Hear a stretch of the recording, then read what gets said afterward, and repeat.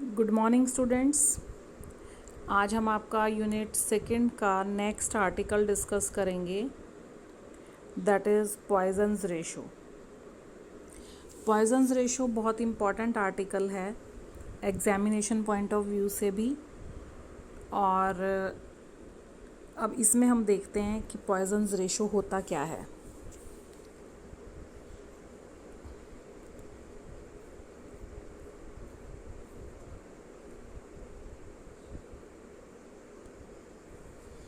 तो स्टूडेंट्स देखिए, Poisson's ratio क्या है। पॉइजन्स रेशो में सबसे पहले तो हमें ये समझना है कि जो आपकी कोई भी बॉडी है, कोई भी रिजिड बॉडी है और उस पर हम किसी भी डायरेक्शन में कोई भी अगर फोर्स लगाते हैं, किसी भी डायरेक्शन में, तो जो जिस डायरेक्शन में हमने फोर्स लगाई है, सिर्फ उस डायरेक्शन में जो उस बॉडी का जो साइज़ है वो चेंज नहीं होता, बल्कि आपका उसके अपोजिट, उसके जो आपकी परपेंडिकुलर डायरेक्शंस हैं उनके अंदर भी साइज़ में बॉडी के चेंजेस आते हैं। जब भी हम कोई भी फोर्स लगाते हैं बॉडी के ऊपर, तो किसी अलोंग एनी डायरेक्शन जो साइज़ है of the body that changes not only along the direction of the force but in the other directions too. If a force produces an elongation in its own direction, then a contraction too occurs in a direction perpendicular to it. अब देखिए students, हमारे पास suppose ये कोई भी एक rigid body है, suppose इस पे हमने क्या किया, यहाँ इस डायरेक्शन में हमने क्या लगाया, फोर्स अप्लाई किया। You can say that like this, in this direction हमने आपकी फोर्स अप्लाई की। तो अगर हम इस डायरेक्शन में फोर्स अप्लाई कर रहे हैं तो नेचुरली जो डायमेंशंस हैं, ये जो डायमेंशंस हैं आपके, ये वाले, ये क्या होंगे, आपके चेंज होंगे। ये जो लेंथ है, length of the object will be getting change. उसके साथ साथ अगर लेंथ चेंज होगा तो ये कहना चाह रहा है कि सिर्फ लेंथ चेंज नहीं होगा, जो बाकी भी डायमेंशंस हैं अदर डायरेक्शंस में वो भी चेंज होंगी। अगर लेंथ चेंज होगी तो ऐसा नहीं है कि जो आपका विड्थ है वो आपकी सेम रहेगी, ठीक है। तो विड्थ आपकी सेम नहीं रहेगी, यही कहना चाह रहा है कि जो चेंज है दैट विल बी, अगर एक डायरेक्शन में इलोंगेशन हो रहा है तो दूसरी डायरेक्शन में आपका उसके परपेंडिकुलर डायरेक्शन में there will be contraction in the perpendicular directions. तो हम क्या कह सकते हैं कि जो चेंज है in the dimensions per unit dimension along the direction in which the force act is called longitudinal strain। जिस डायरेक्शन में फोर्स लग रही है, उस डायरेक्शन में जो चेंज इन डायमेंशन है पर यूनिट डायमेंशन, उसको हम बोलेंगे लॉन्गिट्यूडनल स्ट्रेन। उसको हम क्या बोलेंगे, लॉन्गिट्यूडनल स्ट्रेन, जिस डायरेक्शन में आपकी फोर्स लग रही है, ठीक है। तो change in dimension per unit dimension along the direction in which the force is acting is called longitudinal strain, whereas the change in the lateral dimensions, जैसे हमने अभी विड्थ की बात की थी, तो जो lateral dimension है, perpendicular dimensions हैं उनके अंदर जो changes आएंगे per unit lateral dimension is called lateral strain। change in the lateral dimension per unit lateral dimension is called lateral strain। तो ये तो आपके क्या थे कि जो चेंजेस आए, ठीक है, after the application of the force. अब पॉइजन्स रेशो किसको बोलेंगे, देखिए पॉइजन्स रेशो क्या होता है।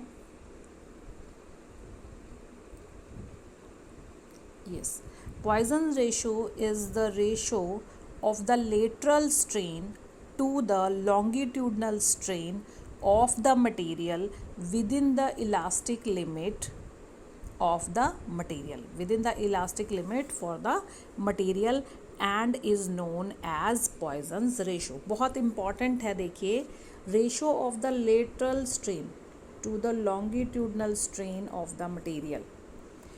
किस किस चीज़ का रेशो लेना है हमने, lateral strain to the longitudinal strain of the material, और कब तक होना चाहिए? With in the elastic limits होना चाहिए, जो आपकी मटेरियल की इलास्टिक लिमिट्स हैं उसके अंदर अंदर होना चाहिए। इस रेशो को हम बोलेंगे lateral strain to the longitudinal strain, इस रेशो को हम बोलेंगे पॉइजन्स रेशो। पॉइजन्स रेशो को जनरली हम यहाँ सिग्मा से डिनोट करते हैं। Sigma is the notation for the Poisson's ratio and it may also be defined as the fractional lateral contraction to the fractional longitudinal extension, कि एक direction में आपका एक्सटेंशन हो रहा है तो उसके कंट्रास्ट में दूसरी तरफ आपका क्या हो रहा है? कॉन्ट्रैक्शन हो रहा है। तो जो फ्रैक्शन ऑफ लेटरल कॉन्ट्रैक्शन है, fraction of the lateral contraction to the fractional longitudinal extension is also known as Poisson's ratio, और उसको हम किससे डिनोट करते हैं? सिग्मा से डिनोट किया जाता है उसको। अब अगर हम इसको और अच्छे से देखना चाहें तो हम इसको इस तरीके से देख सकते हैं, मैथमेटिकली किसके इक्वल होगा? यूजुअली जो मैग्नीट्यूड है लेटरल स्ट्रेन पर unit stress, magnitude of the lateral strain, magnitude of the lateral strain per unit stress, that is denoted by the factor beta, and that of longitudinal strain per unit stress, longitudinal strain per unit stress is denoted by alpha। तो ये जो beta है that is the lateral strain per unit stress and alpha is the longitudinal strain पर unit stress, इन दोनों का जो ratio है that is equal to sigma, and sigma is nothing but the Poisson's ratio, that is nothing but the Poisson's ratio. Clear? इसको बोलते हैं poisons ratio. अब इसके लिए हमने क्या कंसिडर किया? हमने एक वायर कंसिडर की है। We have considered a wire of original length L। यहाँ पे हम अच्छे से देख पा रहे हैं, ये एक वायर है जिसकी लेंथ जो है कैपिटल L है और जो डायामीटर है that is capital D। If A tensile force acts on the wire in the direction, अब यहाँ इस डायरेक्शन में आपकी ये फोर्स हमने शो की हुई है, फोर्स यहाँ पे अप्लाई की है, तो जो लेंथ है of the wire that will be increasing by the factor small l।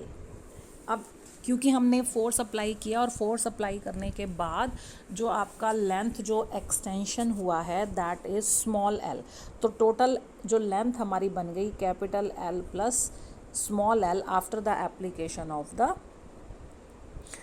Tensile force.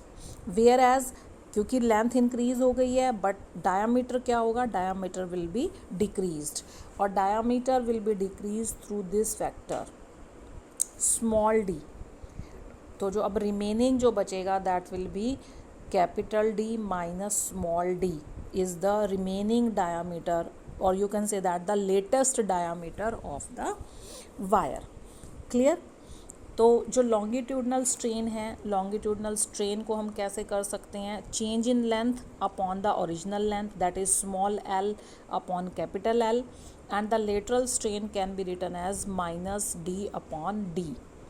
Minus d is the change in the diameter upon the original diameter which is capital D। तो ये दोनों हमारे पास factors आ गए हैं, longitudinal strain भी आ गया है और लेटरल स्ट्रेन भी हमारे को मिल गया है। अब हमने पॉइजन्स रेशो निकालना है मटेरियल का, जिसको हमने बोला कि हम सिग्मा से डिनोट कर रहे हैं, और वो किसके इक्वल है? Lateral strain upon the longitudinal strain. तो यहाँ पे हम इनकी वैल्यू सब्स्टिट्यूट कर देंगे, minus small d upon capital D over small l upon capital L, और ये किसके इक्वल आ जाएगा? ये इस फैक्टर के इक्वल आ जाएगा, माइनस में l into small d upon small l upon capital D। यहाँ पे जो नेगेटिव साइन है, negative sign is used here so as for the longitudinal and the lateral strains are in the mutually opposite directions। तो ये negative sign सिर्फ इसीलिए यहाँ पे शो किया हुआ है कि ये जो एक इस डायरेक्शन में है तो दूसरा क्या है? इस डायरेक्शन में है, इसलिए इनकी डायरेक्शन को शो करने के लिए यहाँ पे ये नेगेटिव साइन हमने लगाया हुआ है। जो आपकी पॉइजन्स रेशो है that is a dimensionless quantity dimensionless quantity भी है and moreover it is having no units, unitless भी है, डायमेंशन लेस है और यूनिट लेस है. The value of the Poisson's ratio generally for the material is found to be equal to between 0.2 to 0.4. जो value है poisons ratio की generally आपकी कहाँ से कहाँ तक वेरी करती है, that varies from 0.2 to 0.4.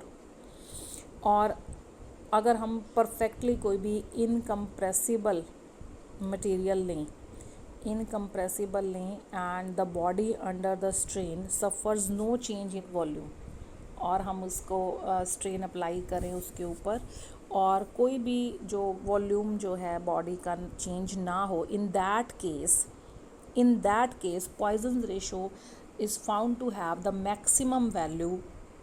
In that case it is found to have the maximum value and it is equal to 1/2 or you can say that 0.5.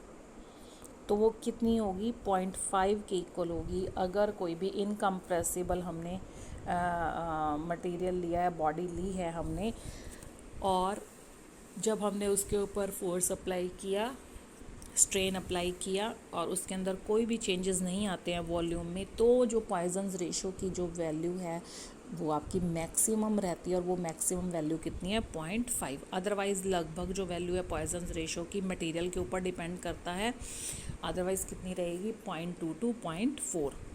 तो हमने कोई भी एक वायर ली जिसका वॉल्यूम V है, suppose L is the length of the wire and D is the diameter of the wire, और वो किसके इक्वल है, V is equal to volume किसके इक्वल होगा, जो आपका एरिया है, area into the length. Area क्या है, π/4d² into L. This will be the total volume. ठीक है. अब if the change in the volume which is accompanying the stretching force B dV, अगर हम कहें कि जो चेंज आता है वॉल्यूम के अंदर वो dV है, तो dV को हम कैसे निकाल सकते हैं, dV को हम ये वाला जो फैक्टर है इसको हम डिफ्रेंशिएट कर देंगे तो हमारे पास ये रिलेशन आ जाएगा. और एक बार हम विद रिस्पेक्ट टू D इसको डिफ्रेंशिएट करेंगे, एक बार with respect to L differentiate करेंगे. π/4 जो आपका है कांस्टेंट फैक्टर है बाहर आ जाएगा और इसको आप सॉल्व कर लीजिए. This will be 2D into D into L. This is with respect to D और ये आपका with respect to L, D² as it is into DL. तो अब अगर जो वॉल्यूम है of the wire and the stretching remains unchanged, अगर जो स्ट्रेचिंग है, स्ट्रेचिंग के बाद जो वॉल्यूम है दैट रिमेन्स अनचेंज, तो dV that should be equal to 0.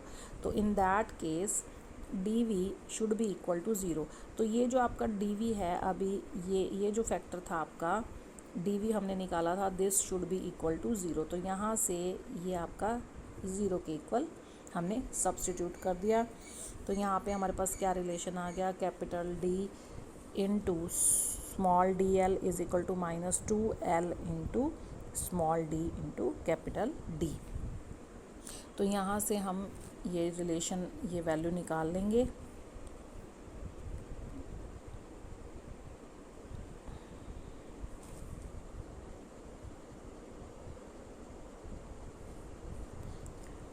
हमारे पास ये वैल्यू आ गई, हमारे पास ये रिलेशन आ गया, small d L/L is equal to -2 small d upon capital small d into capital D upon D.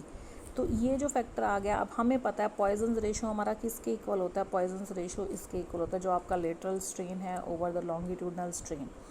तो यहाँ पे DL/L की जो वैल्यू है, DL/L की ये जो वैल्यू थी, यहाँ पे हमने ये वैल्यू सब्स्टिट्यूट कर दी और यहाँ से ये फैक्टर जो आया हमारे पास किसके इक्वल आ गया, 0.5 के इक्वल. तो ये था पॉइजन्स रेशो. पॉइजन्स रेशो बहुत इम्पॉर्टेंट है और यहाँ से हम देखते हैं कि जो ये मटेरियल टू मटेरियल जो इसकी वैल्यू है वो डिफ़र करती है, बट जो आपके मटेरियल्स हैं टोटली इनकम्प्रेसिबल टाइप के जो मटेरियल्स हैं, they can have the maximum value, और जो मैक्सिमम वैल्यू है वो आपकी 0.5 तक ही एक तरीके से लिमिटेड है. ठीक है, 0.5 से ज़्यादा वो वैल्यू नहीं हो सकती है. नेक्स्ट है अब आपका, next is shear is equivalent to an elongation strain and compression strain. जो shear है that is equivalent to an elongation strain and a compression strain. अब इसके लिए हमने कोई भी एक क्यूब कंसिडर किया है मटेरियल, कोई भी मटेरियल का क्यूब आइसोट्रॉपिक मटेरियल है. आइसोट्रॉपिक मटेरियल का मतलब क्या है कि ऐसा मटेरियल जिसके अंदर उसकी जो प्रॉपर्टीज़ हैं डिस्टेंस के साथ वो सेम रहें, वो चेंज ना हो throughout the material. All the properties of the matter when are always be same, then you can say that the material is isotropic in nature. like जो आपका एक तरीके से मेटल्स हैं, मेटल्स भी आपके आइसोट्रॉपिक मटेरियल्स हैं. तो हमने एक आइसोट्रॉपिक क्यूब कंसिडर किया, आइसोट्रॉपिक मटेरियल का क्यूब कंसिडर किया है. और जो जिसके जो फेसेस हैं, जो फेस है, फ्रंट फेस है, दैट इज़ ABCD. ABCD जो है ये आप देख सकते हैं, this is ABCD, this is the front face of the cube. और जिसकी जो साइड्स हैं वो क्या है, कैपिटल L है. सभी साइड्स आपकी क्या हैं, कैपिटल L हैं. और जो लोअर फेस है DC is the lower face. You can see D and C. DC is the lower face and B fixed, ये फिक्स्ड फेस है आपका, ठीक है. and a tangential force F is applied at the upper face AB in the direction shown.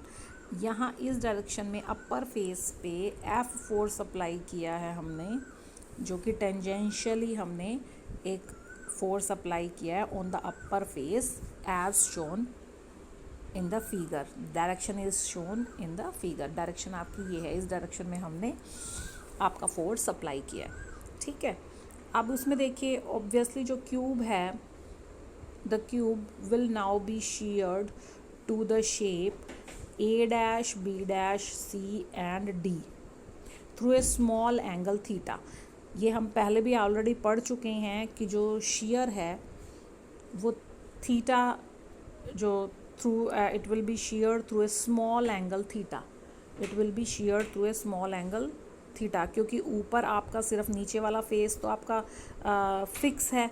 नीचे वाला जो आपका DC है, DC एक तरीके से आपका फिक्स्ड फेस है, और आपने यहाँ पे इस डायरेक्शन में अप्लाई किया, तो जो अपर जो आपका पार्ट है that will B sheared through the small angle theta.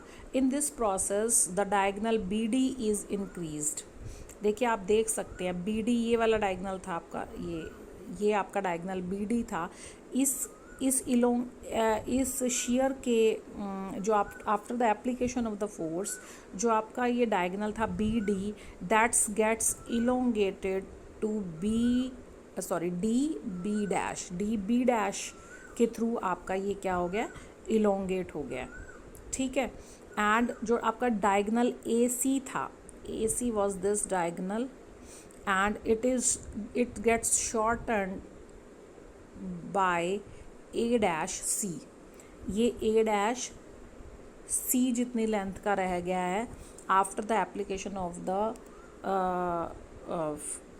Force on the upper face of the cube. तो देखिए अब अगर हम बात करें with centre D and the radius DB drawn are BH. ये अगर मान लो हम ये कहें कि ये सेंटर है D और यहाँ से हमने क्या किया है, एक अगर हम कोई भी सर्कल ड्रॉ करना चाहें तो वो इस तरीके से होगा, और ये कहाँ पे इंटरसेक्ट करेगा, इसको DB' को H पे इंटरसेक्ट करेगा, ठीक है ना, H पे इंटरसेक्ट करेगा. And BH is practically perpendicular to DB'. जो BH है, ये B और ये H, ये एक तरीके से परपेंडिकुलर है ऑन DB' पे एग्जैक्टली ये परपेंडिकुलर है. और similarly in the case with the other diagonal which is AC. ये जो A' है, A' is also perpendicular to AC. Since the shear angle is very very small, हमें पता है जो shear एंगल है, shear जो है that is very very small, तो ये जो आपकी जो दोनों ट्राइंगल्स बनी हैं B B dash H, B dash H and A dash G, ये दोनों क्या है, एक तरीके से आइसोसेल्स राइट एंगल्स हैं, राइट एंगल ट्रायंगल्स हैं। आइसोसेल्स मीन जिनकी दो साइड्स इक्वल होती हैं और राइट एंगल्ड ट्रायंगल्स हैं।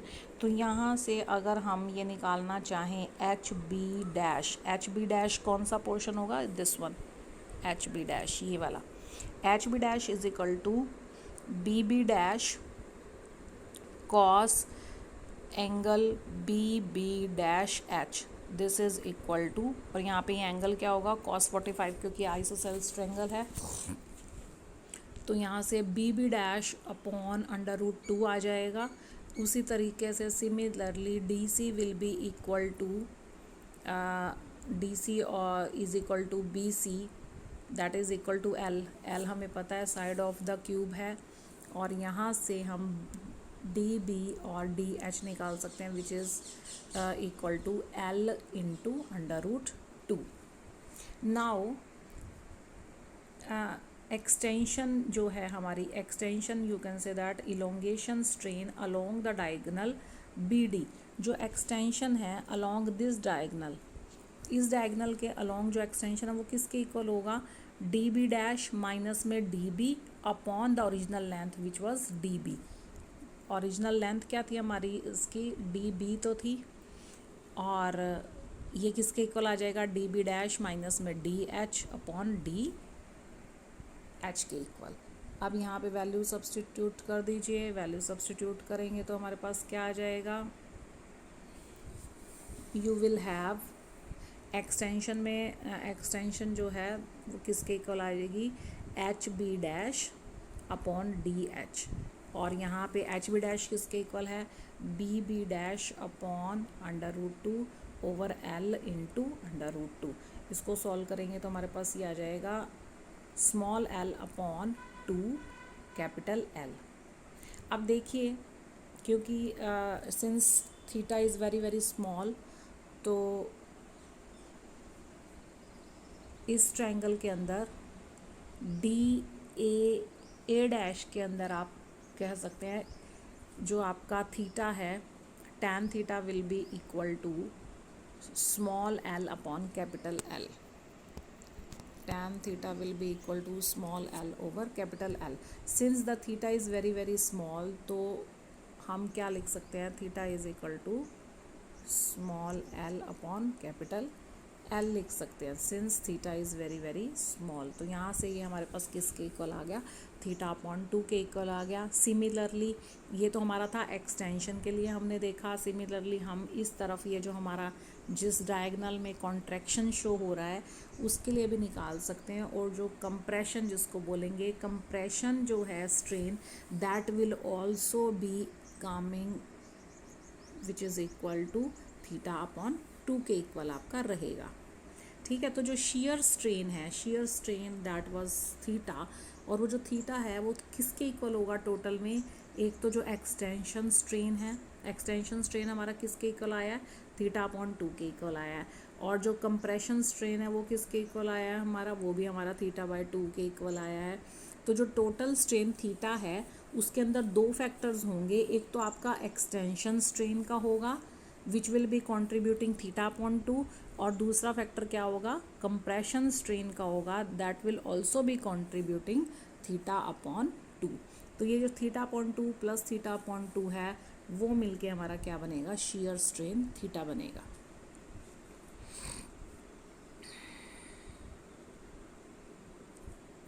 तो what we can say, we can say that a shearing strain theta is equivalent to 2 equal strains।